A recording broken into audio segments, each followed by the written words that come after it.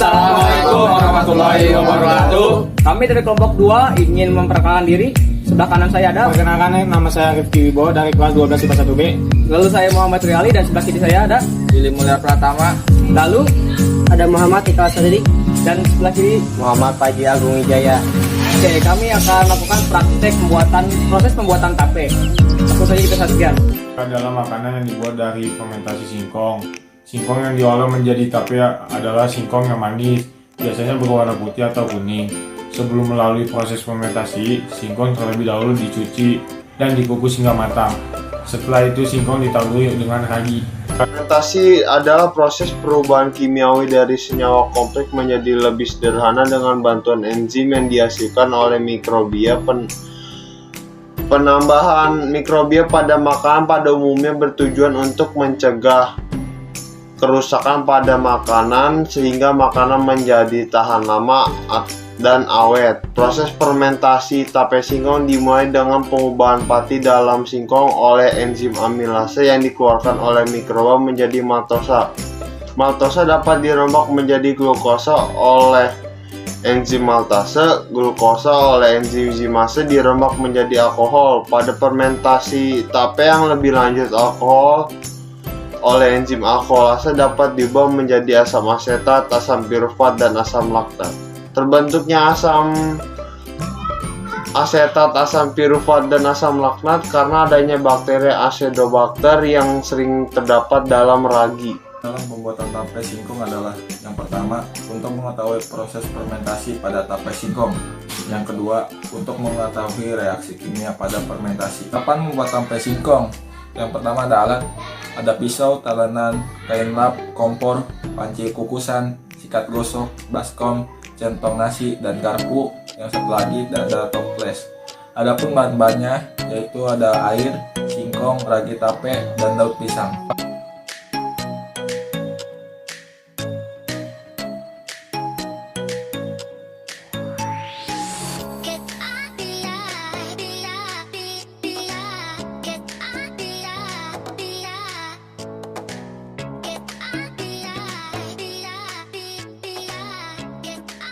Proses pembuatan.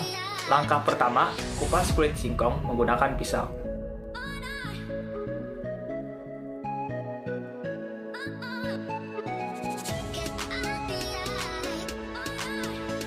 Langkah kedua, cuci singkong dan kerik lapisan singkong di bawah air mengalir. Jika tidak dikerik, maka proses fermentasi akan gagal.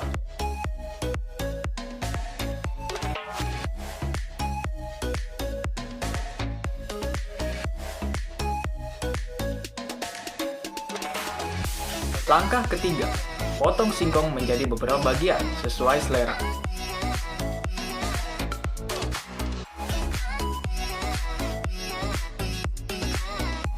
Langkah keempat, isi air secukupnya ke dalam panci, lalu kukus singkong selama kurang lebih 30 menit.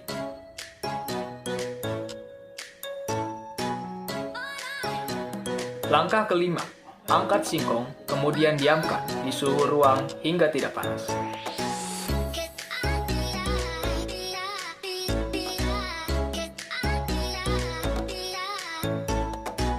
Langkah keenam, susun daun pisang ke dalam toples.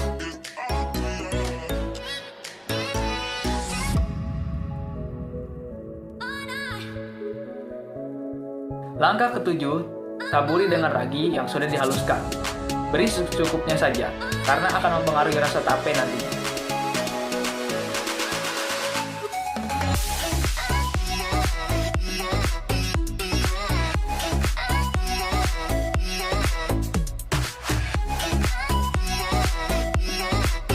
Langkah ke-8, masukkan singkong ke dalam toples, kemudian tutup hingga rapat dan simpan di suhu ruangan kurang lebih 3 hari. Pastikan tidak ada celah udara yang terbuka.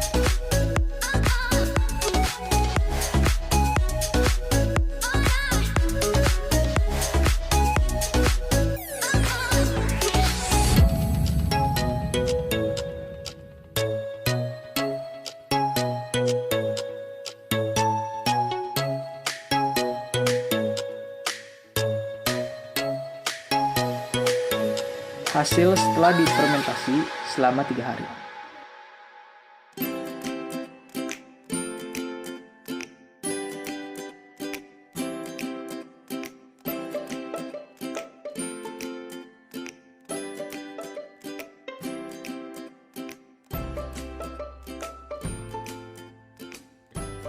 Pada proses fermentasi, pertama-tama pati yang ada di dalam singkong dipecah oleh enzim menjadi beberapa bagian destrin dan gula-gula sederhana. Gula-gula yang terbentuk selanjutnya akan dihidrolisis menjadi alkohol yang kemudian dioksidasi menjadi asam-asam organik seperti asam asetat, asam susinat, dan asam laktat. Asam-asam organik dan alkohol ini nantinya akan membentuk ester sebagai komponen cita rasa, sehingga tape akan terasa manis meskipun tidak diberi gula sebelumnya. Selain itu, jamur ragi akan memakan glukosa yang akan di dalam singkong sebagai makanan untuk pertumbuhannya, sehingga singkong akan menjadi lunak. Dari proses fermentasi yang telah dilakukan, mendapatkan reaksi kimia sebagai berikut. C6H12O6 menjadi 2C2H5OH ditambah 2CO2 ditambah 2 ATP, atau diartikan glukosa menjadi 2 etanol ditambah 2 karbon dioksida ditambah energi. Berikut hasil percobaan tape singkong selama 3 hari yang kelompok kami lakukan. Kesimpulan dan saran dari hasil fermentasi yang telah kami lakukan, dapat diketahui bahwa singkong yang telah difermentasi selama 3 hari akan mengalami perubahan rasa dan aroma. Tape memiliki aroma berbau alkohol dengan rasa yang sedikit manis. Proses peragian atau fermentasi pada tape singkong menggunakan proses anaerob, di mana bakteri atau mikroorganisme tidak membutuhkan oksigen dalam proses fermentasi, sehingga wadah harus ditutup rapat tanpa ada celah udara. Oleh karena itu, kegagalan dalam pembuatan tape terjadi karena pembungkusan tidak rapat. Hal ini menyebabkan enzim pada ragi tidak dapat pecah, karena terdapat udara yang mengganggu proses pemecahan enzim tersebut. Saran yang dapat kami sampaikan diharapkan agar lebih memperhatikan bagaimana proses pembuatan tape yang benar. Jangan sampai ada celah udara saat menutup tape, dan jangan memberikan ragi terlalu banyak, karena nanti rasa tape akan menjadi pahit. Sekian video proses pembuatan tape dari kami, kurang lebihnya mohon maaf. Wassalamualaikum warahmatullahi wabarakatuh.